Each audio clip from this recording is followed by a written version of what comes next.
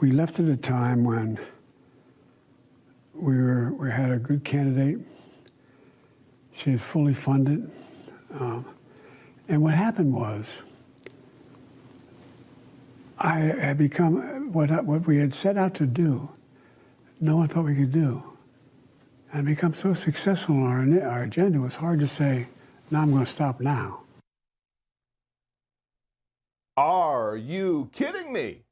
Do you know how delusional you have to be to think that? Joe Biden's presidency brought us the highest inflation since Jimmy Carter. Eggs became a luxury. Cost of living skyrocketed. War broke out in Europe and in the Middle East. And now we're learning, according to a DoD IG report, that Biden's failed floating Gaza pier left 62 U.S. personnel injured, 1 service member dead. Also cost at least $31 million in damage. And the reason being that the military did not provide the training needed or the manpower and maintenance required to execute the mission. But Joe Biden says he just couldn't step down because of his raging success as president. We all know why he didn't step down. The same reason for every politician: power. No one likes to walk away from power if they don't have to. Unfortunately for old Joe, he had to walk away eventually. Why? Because of incompetence and the fact that he was losing his marbles. And oddly enough, this also came up on Capitol Hill today. Secretary of Treasury Scott Bessent testified before Congress on the global financial system. And this was a great moment. Let me ask this question. Maybe I missed it. Who was the president, and who has been the president since January 20th, 2025? Donald J. Trump. Okay. And who was the president in 2024? One believes President Biden. One believes?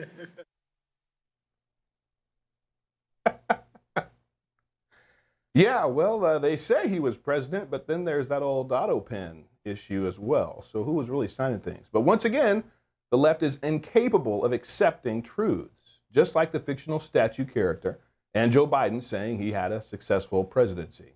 The Democrats are unable to accept the fact that Joe Biden wasn't in charge of his own presidency.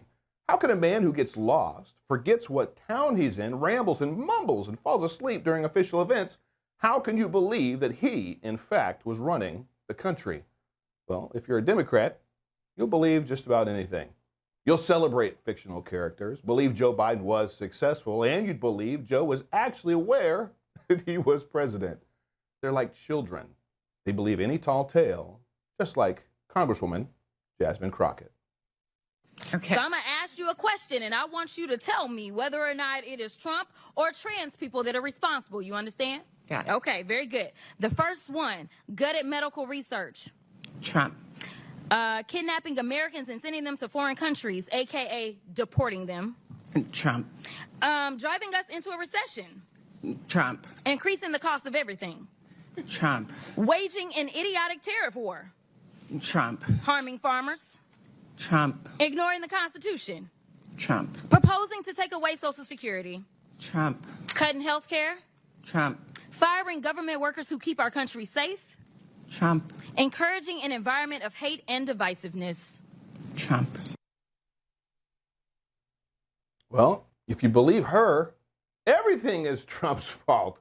He wasn't even in office the last 4 years, but that was somehow his fault. Information. Truth is freedom. Is Newsmax. It's real news for real people.